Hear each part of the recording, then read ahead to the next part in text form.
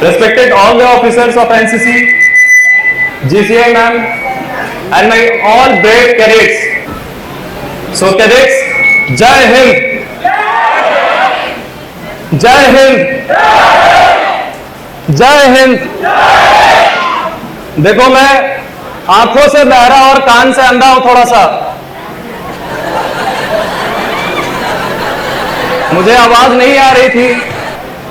मैं एक बात बताना चाहूंगा आपको, अगर आप एनसीसी कैडेट हैं और आप एनसीसी की वर्दी पहनते हैं और आपने फौज का नमक खाया हो, तो इस बात को हमेशा ध्यान में रखिएगा कि आपके इस वर्दी को, इसकी शान को, इसकी आन को बचाने के लिए ना जाने कितनों ने अपनी कुर्बानियां दे रखी है।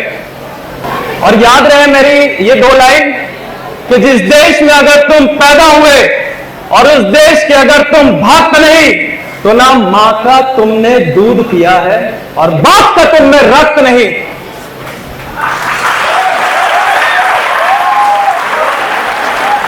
मैंने अपने एनसीसी जीवन में इस वर्दी को पहनते हुए केवल दो तरह के लोगों को देखा था। एक वो जो शेर हुआ करते थे और दूसरे वो जो शेरनियां हुआ करती थी। तो मैं सिर्फ यही उम्मीद करूंगा, क्योंकि शेर जो होते हैं वो ना तो कुत्तों की तरह भौंकते हैं और ना मेमने की तरह मेमियाते हैं। शेर सिर्फ और सिर्फ दहाड़ते हैं। और मैं एक बार फिर से दोहराऊंगा और आपसे उम्मीद करूंगा कि आवाज आपकी दहाड़ने की दूर दूर तक जानी चाहिए। जय जय जय। शाबाश। मैं भारतीय रक्षा सचिव पदक एक्स सीनियर अंडर ऑफिसर अमन राज, जो कि आपके ही बीच का 29 बिहार का कैडेट हुआ करता था और अभी फिलहाल हमारे मीडिया टीम को यहां पर आपके कैंप के डॉक्यूमेंट्री के लिए डिटेल किया गया है। सो उससे पहले थोड़ी अटेंडेंस लगा ले, क्योंकि बहुत से लोग इधर उधर हो गए थे अभी। तो अटेंडेंस के लिए कैडेट्स गिव मी चीयर। मैं एक एक करके पूछूंगा तो आप अपने हाथों को उठा करके चीयर अप करेंगे, ठीक है? सबसे पहले एसडी कैडेट्स। ओके, इतने ही थे। Okay, now SW. अच्छा, जेडीजेडब्ल्यू। ना ना ना, ठीक है ठीक है ठीक है। आप लोगों का दूध भात रहता है ना कैंप में। जोक सपाट, काफी देर से आप लोग बैठे थे इसलिए मैंने सोचा मजाक होता है थोड़ी सी। मुझे याद है जब मैं 13 साल का था और 9वीं कक्षा में था, तो हमारे क्लास में एक स्कूल के एनसीसी के सीटीओ आए और हमें ये बताएं एनसीसी के बारे में कि अगर आप एनसीसी ज्वाइन करेंगे, कैंप जाएंगे, आपको कैंप सर्टिफिकेट मिलेगा और उस सर्टिफिकेट से आपको आर्मी में नौकरी मिल जाएगी। तो इस बात को मैंने गौर फरमाया और सोचा कि बस इतनी सी बात, एनसीसी ज्वाइन करना है, कैंप करना है, सर्टिफिकेट मिलेगा, आर्मी में नौकरी मिल जाएगी। लेकिन इस बीच में कहीं भी पढ़ने का जिक्र तो था नहीं, कहीं भी मेहनत करने का जिक्र तो था नहीं। तो मैंने भी ऐसा दूध भात ज्वाइन कर लिया एनसीसी। दूध भात मतलब जेडी ज्वाइन कर लिया। सॉरी, बुरा नहीं मानना, दिल पे नहीं लेना इस बात को। तो 2016 में मैंने as a JD cadet join करा और इत्तेफाक से ज्वाइन करने के बाद मुझे एनसीसी के ड्रिल से लगाव होने लग गया। आरडीसी मेरा सपना सा बनने लग गया, जो कि आज तक अधूरा है। क्योंकि आरडीसी से जब आप वापस आते हैं तो स्टेट के गवर्नर जो है वो आपको अपने घर पे बुलाते हैं, जिसे एट होम फंक्शन कहा जाता है।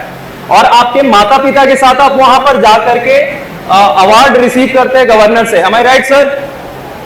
सही बात है ये? जो लोग आरडीसी गए हैं, कोई गए हैं यहाँ पे? क्या मैं सही बोल रहा हूं ये बात?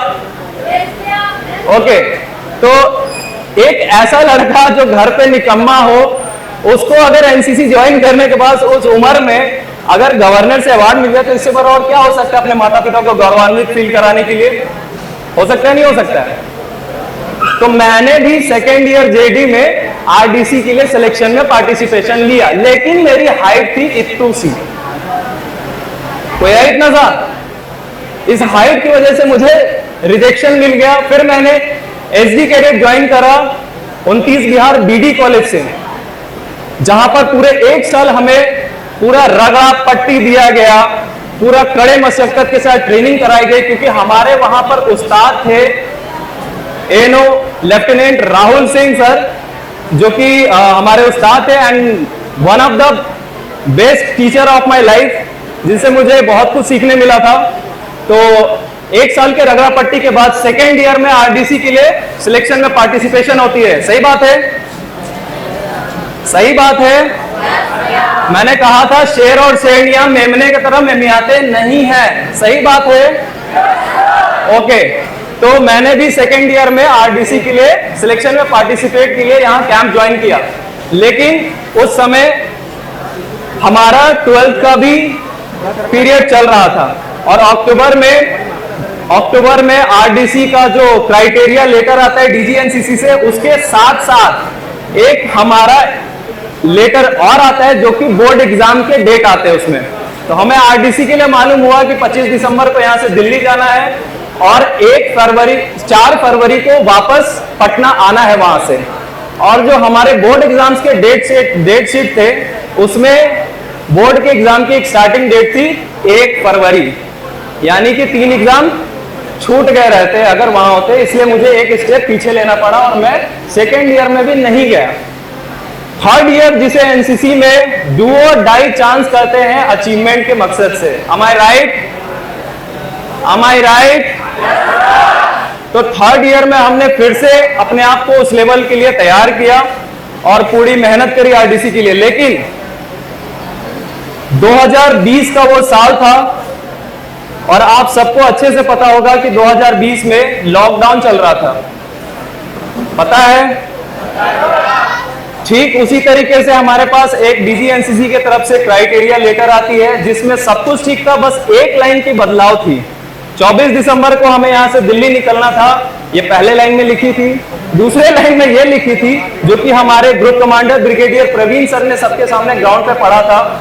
और मैं बता दूं आपको कि I was selected for the parade commander of Bihar and Jharkhand directorate. मैं पूरे बिहार झारखंड डायरेक्टरेट का परेड कमांडर के लिए सिलेक्टेड था उस समय। लेकिन उस दूसरे लाइन में सर ने जब पढ़ करके बताया तो वो लाइन क्या था वो भी सुन लो आप।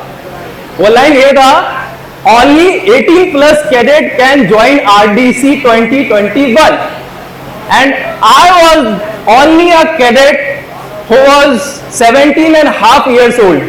मैं इकलौता कैडेट था उस 48 की टुकड़ी में जो साढ़े 17 साल का था।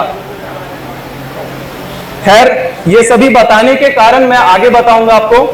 बैक टू द पॉइंट, आज के सोशल मीडिया के बड़े दौर में आप लोगों को कोई भी चीज नया करना होता है तो आप क्या करते हो? गूगल पे जाते हो, सर्च करते हो, यूट्यूब पे जाते हो, सर्च करते हो। कोई भी इंस्टीट्यूशन ज्वाइन करना था, मुझे लगता है कि अगर आप एनसीसी में भी आए होंगे तो बहुत से कैडेट्स ने पहले यूट्यूब पे, गूगल पे सर्च करा होगा कि हाउ टू ज्वाइन एनसीसी, है ना? एनसीसी से हमें क्या मिल सकता है आगे चल करके। तो मैं आपको बता दूं कि एनसीसी वॉरियर जो प्लेटफॉर्म है हमारा यूट्यूब चैनल, वो इस देश का सबसे बड़ा यूट्यूब चैनल रहा है एक समय पे। एनसीसी वॉरियर जो हमारा यूट्यूब का प्लेटफॉर्म है वो इंडिया का सबसे बड़ा एनसीसी चैनल रहा है, जिसपे 3.4 लाख सब्सक्राइबर्स रहे हैं।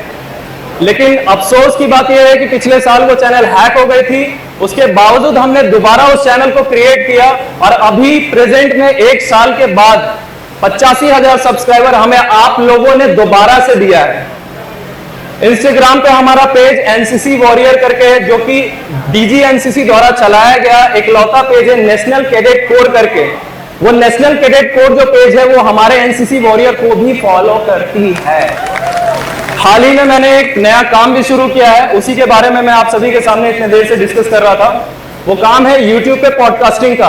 आप सभी जानते हैं पॉडकास्टिंग, ठीक है? अगर जो लोग नहीं जानते मैं बता दूं कि पॉडकास्टिंग में होता क्या है। एक होस्ट होते हैं जो कि मैं हूं, और वहां पर एक गेस्ट या एक से ज्यादा भी होते हैं गेस्ट, वो आते हैं शो पे, अपने सक्सेस जर्नी को, अपने स्टोरी को, अपने बारे में, अपने बैकग्राउंड के बारे में, उन्होंने कैसे अचीव करा अपने सक्सेस को, वो बताते हैं अपने उस एपिसोड के माध्यम से।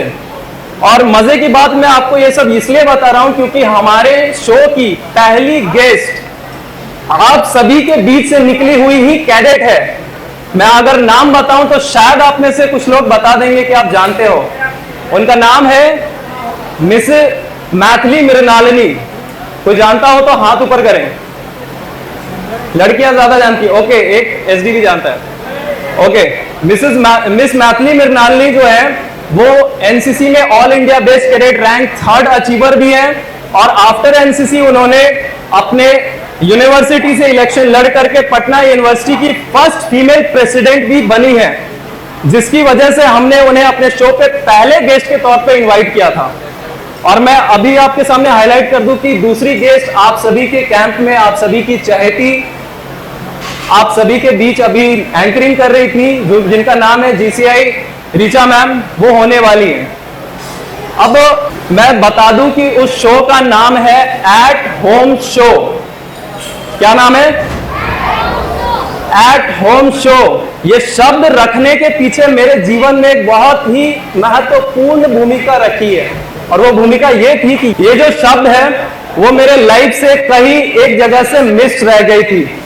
मैंने आपको बताया था ना, आरडीसी से वापस आने के बाद कहां जाना होता है? गवर्नर हाउस के अंदर। उस फंक्शन का नाम क्या होता है? At home function. चूंकि ये मेरे जीवन से एक छूटी हुई हिस्सा थी, इसलिए मैंने उस शो का नाम भी एट होम शो रखा है, ताकि मैं जो भी गेस्ट आए अपने सक्सेस जर्नी को आपके सामने रखें और आप उन्हें अप्रिशिएट करें। अब मैं आप सबसे छोटी सी रिक्वेस्ट करूंगा, आप इतने लोग हो, इस चैनल को आगे प्रमोट करने के लिए प्लीज यूट्यूब पे जाएंगे, समय निकाल करके उस वीडियोस को देखें। अगर आपको अच्छा लगे तो चैनल को सब्सक्राइब जरूर करेंगे, ताकि हमें और मदद मिले और हम आपके ही बीच के कैडेट्स को एज ए गेस्ट इनवाइट करें जब आप अपने अपने फील्ड में कुछ अच्छा करे होंगे। तीसरा जो गेस्ट होंगे वो आपके ही एनसीसी के बेस्ट कैडेट्स होंगे, जो आर्मी विंग, नेवी विंग और एयरफोर्स विंग से होंगे। उनके साथ भी हमारा पॉडकास्ट शो होने वाला है बहुत ही जल्द, तो ये मौका आप सभी को भी मिल सकता है। अब मैं 2 लाइन में कह करके अपनी बातों को खत्म करने जा रहा हूं। इन शॉर्ट में बोले तो एनसीसी वॉरियर्स पे इंफॉर्मेटिव वीडियोस, फोटोज, आप तक इंफॉर्मेशन पहुंचाना, और इंस्टाग्राम पर आप तक इंफॉर्मेशन पहुंचाना, या फिर ये पॉडकास्ट शो ऑर्गेनाइज कराना, इन सब के पीछे क्या हमें कुछ मिल रहा है? क्या हमें पैसे मिलते हैं? नहीं मिलते हैं। मैंने इसलिए इस चीज को शुरुआत किया था आज से 4 साल पहले, ताकि जिस तरीके से मुझे उस क्लासरूम में एक टीचर ने आकर के कहा था कि आप एनसीसी ज्वाइन करोगे, आप कैंप जाओगे, कैंप सर्टिफिकेट मिलेंगे और आपको एनसीसी में नौकरी मिल जाएगी, और अगला आने वाला ऐसा कोई बच्चा नहीं होना चाहिए कि जिसके क्लासरूम में जाने के बाद कोई टीचर आकर के ये बता दे कि आप एनसीसी करोगे, कैंप जाओगे, सर्टिफिकेट मिलेगी और आप आर्मी में चले जाओगे, बल्कि वो बच्चा उठ करके ये बता दे कि मैंने एनसीसी वॉरियर्स पे इंफॉर्मेशन देख रखी है, मैंने एट होम शो में वो देख रखा है कि सर सिर्फ कैंप सर्टिफिकेट करने से, कैंप के सर्टिफिकेट लेने से आप आर्मी में नहीं जा सकते हैं, बल्कि आपको पढ़ाई भी करना होगा, बल्कि आपको शारीरिक श्रम भी करना होगा और मेंटली भी प्रिपेयर रहना होगा। बहुत बहुत धन्यवाद।